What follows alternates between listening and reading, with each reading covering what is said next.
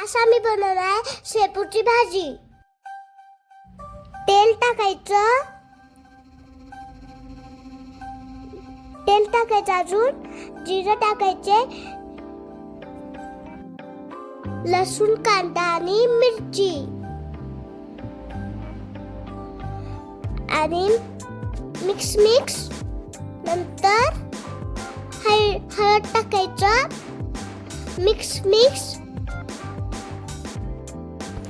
आपण तेही टाकले तांदळाचे कणिक, भिजवलेली तुरी डाळ त्याच्यामध्ये टाकायची. नंतर शेपूची भाजी टाकायची आणि मिक्स करायची. मग तसंच ठेवायची आणि ठेवून त्याच्यामध्ये मीठ टाकायचं. बंद करायचं,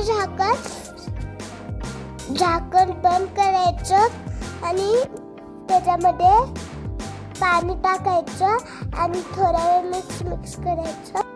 शेंगदाण्याचं कूट टाकायचं, झाकण ठेवून भाजी शिजवून द्यायची. शेपूची भाजी तयार आहे.